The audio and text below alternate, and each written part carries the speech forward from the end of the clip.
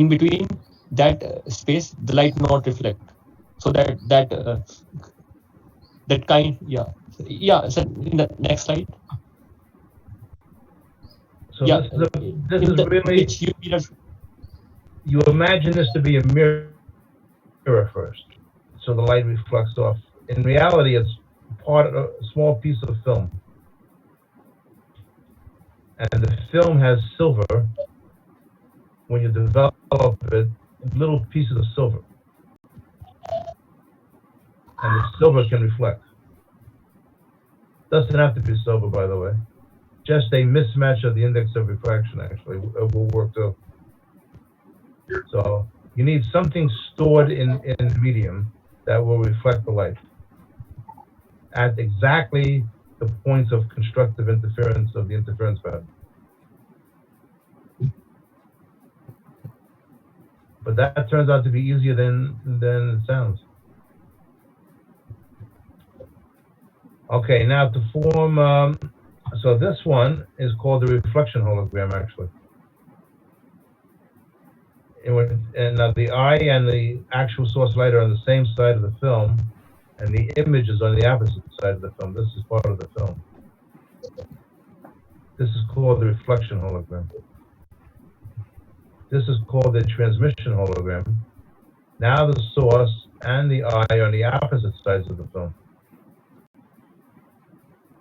Now, when the light reflects off of the little mirrors, now I show just a small piece of the interference pattern, right? Here's the straight line in the middle, and these form the fringes. Only a little bit of the fringes are recorded. And now you see the object appears to be behind the film, virtual image. Virtual means that the light is not focused there. It only seems to be coming from there. When it goes and reflects off of the hologram, then these beams act like the light is coming from point P. But there's no light at point P. That only occurs from the hologram out. So the dotted lines represent as if lines, as if the light is coming from P, but it's not really coming from P, it's coming from A. It's a clever idea Dennis Gabor had. Okay, now we gotta wait for the information to transmit, but it will. Anybody have a question in the meantime? So this hologram plate that we are using, I mean, we having this virtual image, but sir, can we have an produce an image that we can capture using camera? Because virtual image we can see with our eyes, but to capture using a camera, can the same holograph plate you can be used to get that image as well? So all that is required is that the film have enough resolution. When you're using light, the wavelength of light is about 500 nanometers. So that means the interference pattern dimension is going to be 500 nanometers on one side, 500 nanometers on the other side, roughly. So the film has to be able to record that. But you can purchase, it's just film, it's high resolution film. And it can be purchased. It's not very expensive, actually. Well, depends. A school should be able to afford it, I would think, if it's a university. Any laser will work, even an inexpensive laser will work. So you could actually make them yourself. It would require some investment, probably at the level of what the school could afford. Would be my guess. Okay. Again, we're waiting for the signal to advance here. Sir, I am unable to understand that how the Danish Gabor idea of increasing the resolution of electron microscope leads to this holography. Can you explain again that, sir? Yeah, he actually made using electron waves, he made a hologram. The principle of electron microscope is to use waves. Electrons can behave as waves. And what he did was, when the electron waves are sent to atoms, part of it reflects off the region of the nucleus, and part off the electrons. And that can form an interference pattern, or off of one atom and then off of another atom. Maybe that's the way to think about it too. That gives you two beams, or multiple beams, and any two of those beams can form a hologram. And that's what he realized.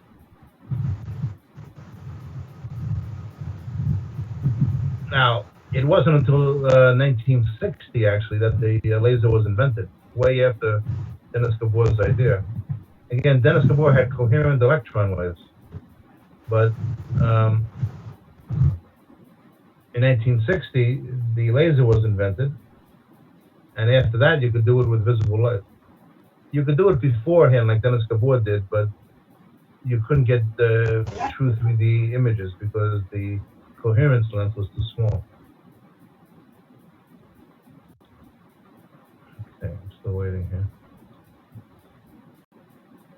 There we go. So this is the storing of the information in a reflection hologram. This one is a transmission hologram. This is the reflection hologram. So some of the properties of the hologram, this repeats what I said a few seconds ago, actually. Redundancy means that the complete 3D information is located throughout the hologram. In this sense, it's like human brain action. When you have a memory in the brain, it's not located at a specific point.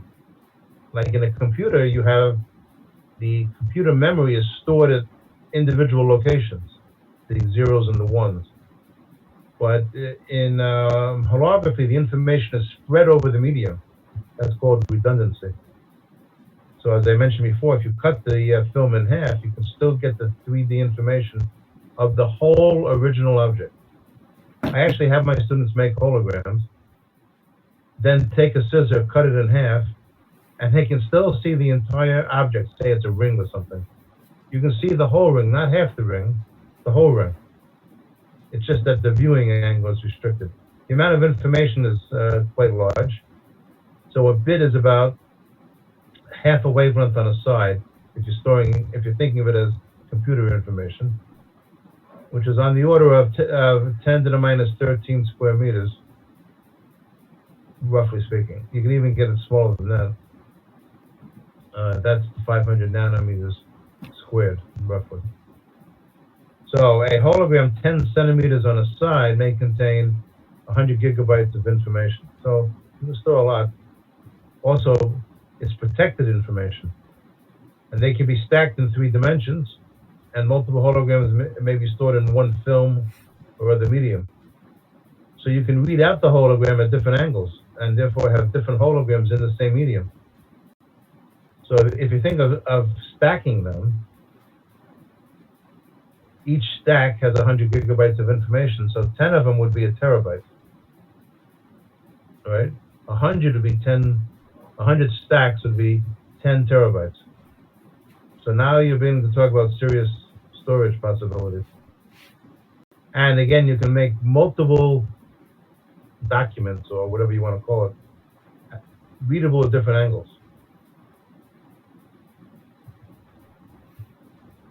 So now the actual making of a reflection hologram. The other one was sort of theoretical. Here you have a laser. You have a lens to spread the light out. You have an object and a plate. So the light goes through the plate, hits the object, and reflects back into the plate. Meanwhile, more light is coming from the laser. So the laser light is the reference beam, and the light that reflects off the object is the object beam, and they form the 3-dimensional interference pattern, which is stored in 2 dimensions in the plate. Actually, in the entire region of space, you have the interference pattern. I'll hesitate for a second. Does anybody have a question about how you can imagine? This is just a diagram schematic, but it works. Does anybody have a question of how this works?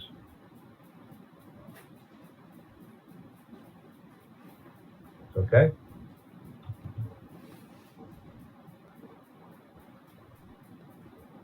Okay, now this is another way of making holograms. And this is getting close to the reproduction of holograms. It is the reproduction of holograms. If I have a hologram of either this block or this animal, doesn't matter. If I have, this is a hologram, and I send light through the hologram, I form a real image. I can put another piece of film there called the copy plate. And I can take light from another laser. Does not have to be the same laser.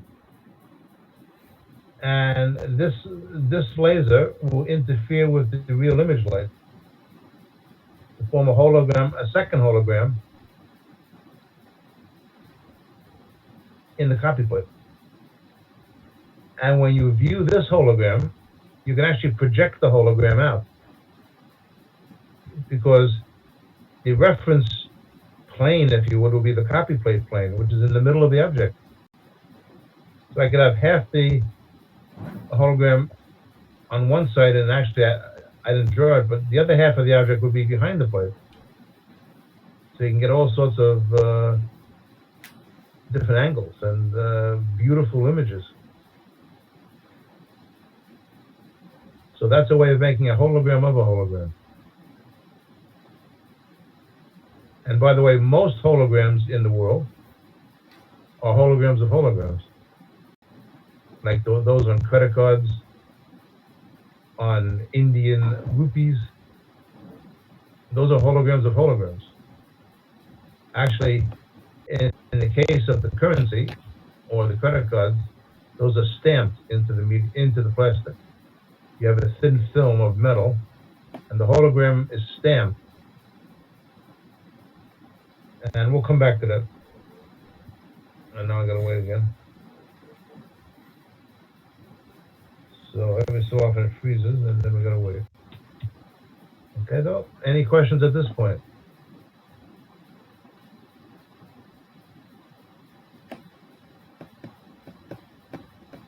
So what is hologram? I didn't hear the question. Sorry. What is false hologram? False? I've not heard that term before. False hologram. Spell the first word. Sir, what is false hologram? False. So now we have a slight problem in communicating to me. Let's do this. Where is the...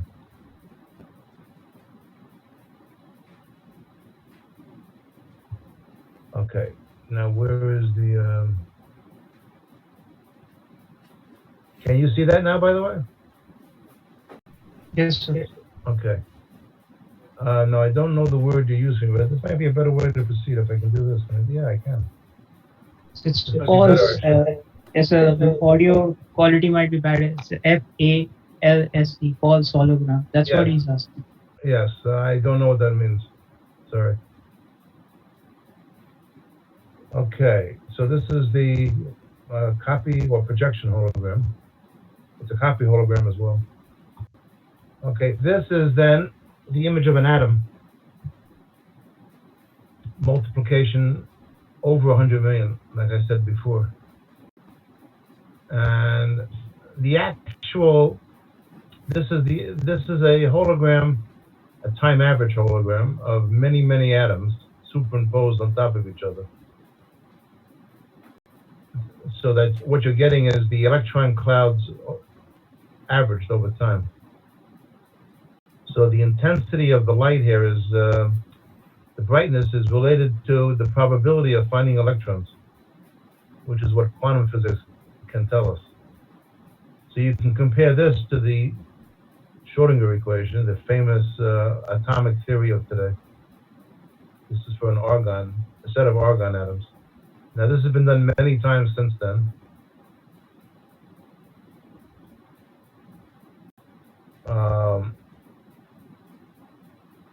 This is magnesium atoms.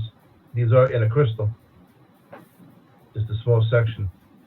These are holographic images of atoms again, and scale is the angstrom. So one of these, from one bar to the next bar, is 10 to the minus 10 meters. So you can see that the atoms are about 1 or 2 times 10 to the minus 10 meters. That's the resolution. These were made with electron waves, like Dennis Gabor a long time ago had proposed. I'll give credit for this one, from the University of California. Here's aluminum atoms in a crystal, and you can clearly see the hexagonal pattern of the atoms. So what you see is the emission of electron waves. They bounce off of an atom. Meanwhile, some of the waves go straight to the detector, and they form an interference pattern. If instead of having one scatterer, I have multiple scatterers, then I get this pattern. The scale again is 1 angstrom, or 1/10 of a nanometer, or 10 to the minus 10 meters from the length of the white bar is 10 to the minus 10th meters. So again, the atoms are about 10 to the minus 10th meters.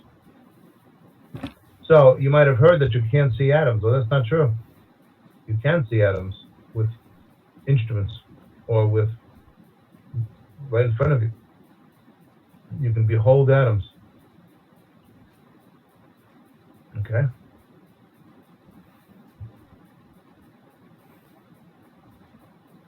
For some reason, we don't want that one.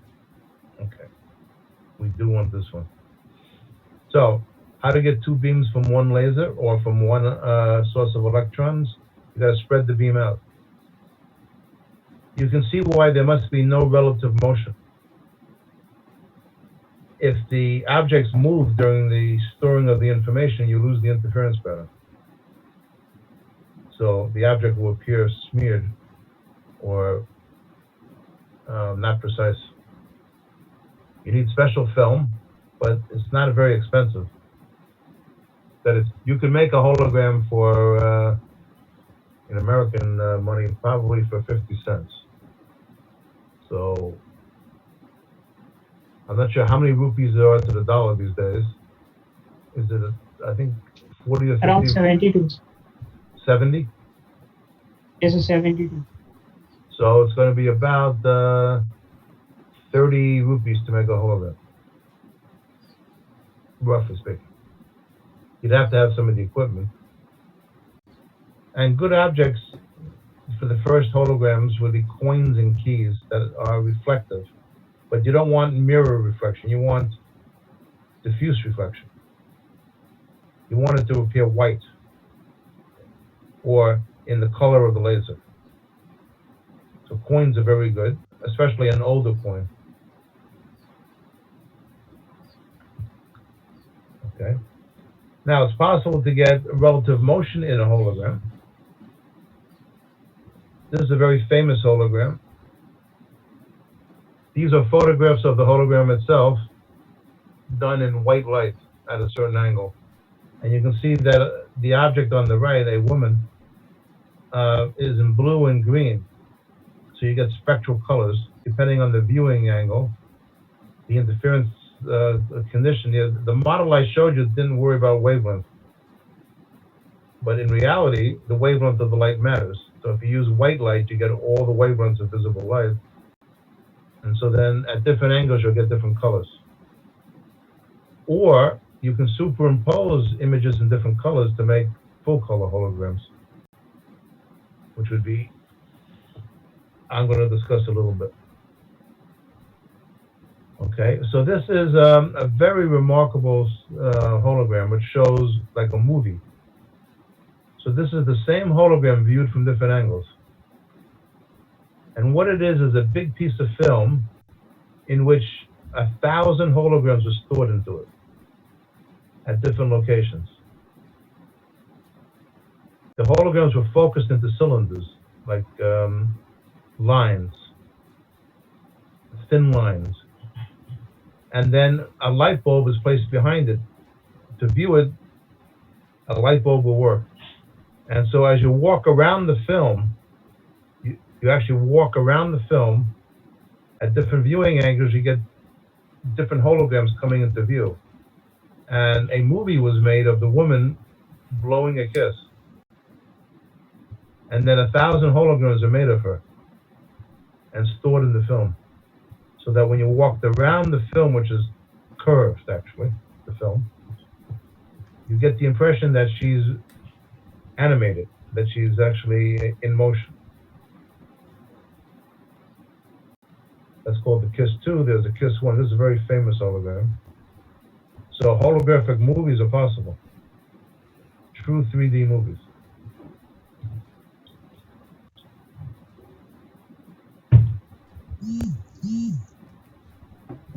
Okay, so this is a hologram of a credit card. This is the biggest use, the greatest use of holography in the world. By the way, I have about another 10 minutes to go or so. That's the famous American Eagle on the credit card. So that hologram was stamped into the metal. You can see the little metal. Then the metal was put on the hologram.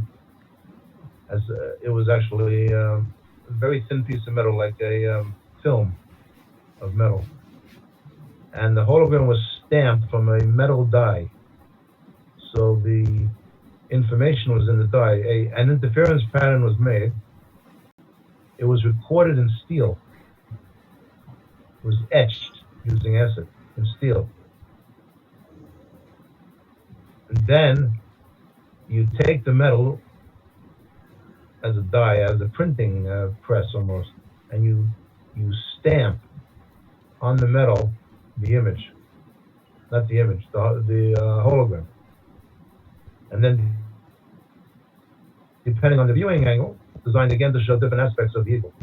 In some ways, it's very similar to the KISS, except high resolution. Now, if you think about it, you might ask the question, well, why are they putting a hologram on a credit card? That might be your question. The answer is security. The information is microscopic and very hard to reproduce by a counterfeiter. Having said that, I will tell you that if you set up a holography lab sometime, and you have high resolution film, you can use this eagle as an object. That is, you can get an old credit card, cut out that part of the credit card, and make a hologram of it. And that hologram you make will be three-dimensional. I've done it. And so it's not hard to reproduce it with a little bit of an investment. I mentioned that because I'm not sure how secure it is actually. Now, you would need a laser, you would need the high resolution film. It's just as easy to get old credit cards, I guess. But I guess you can make lots of them. I mentioned that just in passing. I don't think you should do it. It's not a safe thing to do. But it is possible to do it.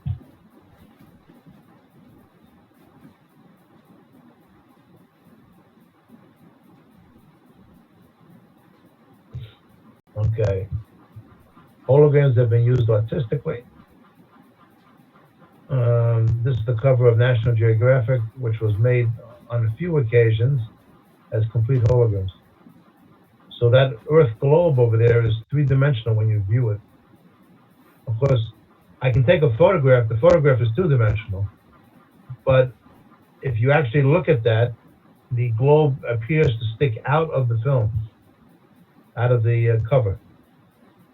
And it's truly three-dimensional then. Very impressive. Recently, countries all over the world, including India, including England, have been using holograms on banknotes, as I mentioned. So this is the Bank of England using a hologram of Britannica, sorry. And, no, Britannia is correct. And you can see the hologram. Again, that's an anti-counterfeiting device. Very effective, I've seen the note. And very hard to, it's easy to duplicate, but very hard to reproduce it in terms of on a counterfeit banknote. Because they have incorporated some very special features in this hologram. When you view it, you'll see what I mean. It's hard to see in two dimensions.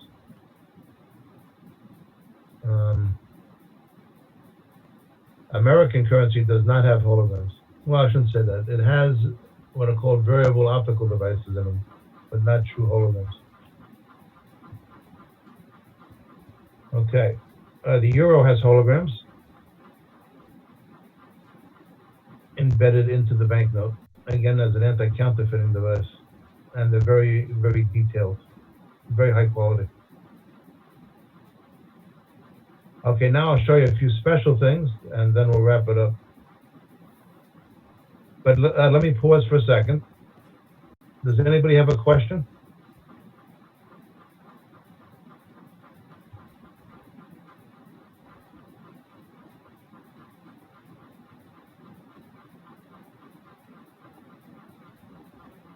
Okay, I'll come over I there. think no, sir. Okay. It's possible to make a hologram of a photon.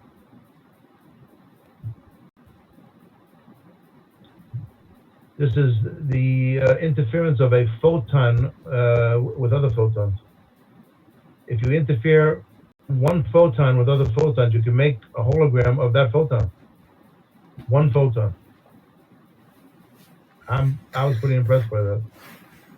And here's a little description of the experiment. This is just a few years ago. In their experiment, Whiter et al. Used X-rays to excite an emitter atom below the surface of an aluminum crystal. To excite means to release light. The emitted photoelectron can reach, can reach the detector either directly or by way of a scatter atom in the surface. These two paths produce an interference pattern at the detector, similar to Young's fringes, which means the two-slit interference pattern, which can be inverted to provide a three-dimensional image of the atoms around the emitter. Electron holograms of aluminum crystal, of the yellow, in the diagram, from diffraction data collected in Trieste, Italy. The left hologram does not resolve atomic positions well because of forward scattering problems. The emitter atom in the center appears dark because it cannot image itself. Now, by controlling the angle between the detector and the emitted radiation, Whiter et al. Are able to distinguish nearest and next nearest positions of neighboring atoms. The right hologram shows 18 atoms lying in one plane of an aluminum crystal. Oh, this is for the bottom one I'm about to show you. This is not for the photon. This is for, again, showing atom holograms. I'll show you. I showed the image before. This is just the explanation. And then, the last slide is just my book. Two covers, still obtainable. If you have a copy in your library then and you read it, I'd be pleased to answer questions about it. Okay? So with that, I think I'll end, and thank you very much. You are a good group, We managed, in spite of the slowness of the internet here, to see the slides. So thank you very much. I will stay and answer questions if you have them. Thank you very much, sir, for your time and for your lecture. And we are very sorry for the interruption that again and again. We will make Okay. sure that it doesn't happen next time. So thank you It's very okay. much, sir. It's a very interesting lecture because from last time we were doing lectures like on quantum mechanics or other aspects, they were not very intuitive. We cannot see actually things, but this one was very interesting. We can actually see something that has application. Especially the application part was very interesting for me. The especially in the atom part, I didn't know that holograms were so much useful for that part also. So Oh, thank you yes. very much, sir. And anybody else has question, please ask question because it's a good And I'm not looking opportunity. at the chat, by the way. I found the chat, so I can look in the chat. I'll go backwards. I see the question now about false holograms, which I don't know what it is. Simply Sir, because it's bleeding. Go ahead. we are also, yeah, I have question, sir. Sir, we are also in researching in nucleus structure. Is there hologram has get structure of nucleus also, sir? Nucleus of atom. So it's possible. I can see some problems. Is, again, anything where you can make the interference pattern should work. Unfortunately, as you go down to the nuclear scale, the energy content is going to increase. So I think it's going to be hard to use light because you're going to be in the gamma ray part of the spectrum in order to, and that's very damaging radiation. However, you can get neutron waves because of the large mass. The energies are small. So I think you could use neutron waves, possibly. Now, of course, for that, you would need a source of neutrons, but there are national laboratories, maybe in India too.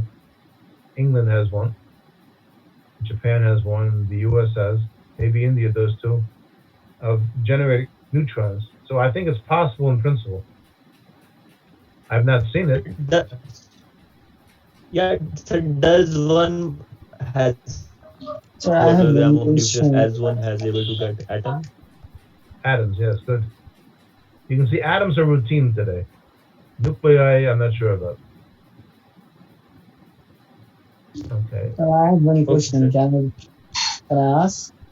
Go ahead, please. Yeah. Sir, when we know that monochromatic light, we use monochromatic light for making holograms, and I make one when I was in 10th standard, and I want to know about that. Uh, when we make hologram, then we have monochromatic light, but we have other lights too. So why the other lights did not disturb our hologram? Okay. Because there are It other actually did lights too. disturb it, but not enough to matter. It did disturb it. Any light presence going to cause interference. But But so we get, yeah, sure. but the only but the viewable holograms are only going to come from coherent light. So if the light wasn't coherent, um, you could still get a 3D image. Actually, when I make holograms, it can take quite a bit of motion actually on the table. We try to make the table still so you don't lose the coherence, but it's pretty tolerant actually. We actually use red light also to make the not red light, blue light to make the hologram because the film is not very sensitive to blue light. It's sensitive to red light, the holographic film, because we use red lasers. Those are the cheapest ones. So the film is designed to not be sensitive to blue light. So again, it won't record very well, but there is a little bit of signal there, and so it's a matter of experimenting to find out how much the film can tolerate, I guess. I Thank see you, a sir. question in the chat on parallax. So parallax is the effect of the light rays from coming parallel from a distance appear to come at angles. and the hologram shows exactly the same effect because the image appears to be far from the plate. So as the light passes off of the plate, you do get parallax. You do get the three-dimensional impression. So parallax is part of a hologram, actually. That was for Joseph Gerald's question. Uh, sir, excuse me, one more question. Go ahead, Can I ask? please. Yeah. Sir, if I put a mirror on the ground at night and there is a full moon night, okay, then we see one moon image. Yes, and if I break that mirror, then we see many moons on the parts of the mirror. If I break the film, then is it possible that I get many holograms? Yes, you will get many holograms. So the way to think about it is say every square centimeter makes its own hologram, independent of what's next to it. So each each region of the film is a complete hologram. So yes, you can get multiple holograms in a piece of film. And Thank you, sir. That's amazing. not, Yeah. not only that, but you can make a hologram. Don't develop the film yet. Okay, put another scene in, another object. Make a hologram of that object. Okay, then when you develop it, you'll see both images present. Yeah. Thank you, sir. And if you It's make it only. at different angles, if you switch the Mhm. location of the laser or Mm. the object, if you make them different positions, I can see both objects clearly in the film, even though they were made at different times. And I know for a fact that there are holographic emulsions or materials that people have made over 1,000 holograms in the one medium. Also, there's a lot of possibilities. Okay, I'm just quickly looking at the. Oh, what about the type of laser? Uh, any type of laser should work. So probably the best, if I was starting out, would be a diode laser. They're very inexpensive and they work very well actually. You can use a helium neon laser. They're a little bit more expensive, uh, but really the diode laser also oftentimes comes with the lens on it to spread it out, which is perfect for making a hologram. If you want to make deep images, very deep images, then you're going to need long coherence lens, and then you're going to need expensive laser. But so depending how serious you are about it, you can make holograms that are 5 meters deep. That's a pretty good one, or 5 centimeters deep, and everything in between. You can actually make holograms of planets using radio waves. So you can send radio waves to the surface, they reflect off the surface and go back to the spacecraft, say. And if you have a reference beam of radio waves, you can store the information holographically, 3D images of the surface of a planet. So those are even longer. Radio waves can be made coherent very easily. So, next question. Oh, we have a question just about me. Am I from MIT? No, I went to school near MIT at Brown University. But it's interesting you should ask that. My daughter is a dean at MIT, so she works at MIT. One of my two daughters. All right. I'm just going to the question here. Question is, what is meant by the complete information? So that means the complete interference pattern with a reference beam. Or when you're looking at it, complete 3D impression. That is, I can see shadows and I can see around objects. And it's as if you're looking at a real object. I mean complete in that sense. Okay, so I think I've been through all all the comments. I don't see any questions, so thank you very much, sir, for this session. Sir, can Okay, you please thank you share very us much. with us? Can you please share us with this PPT, the email that we contacted with you? These slides, can you share with us? Yes, I will send you the slides. Okay, and I'll add Thank you. one more slide. I actually had some extra stuff. I'll share a slide that if you go to the website that has current uses, brand new uses of holography. Okay, so you can see that too. I will share the slides. Okay, sir. Thank you, sir. All right, nice to see everybody, and take care. Thank you, sir. Thank you, Bye sir. bye. Thank you, Bye. sir. Thank you, sir. Thank you, sir. Thanks for bearing with us. It's my pleasure.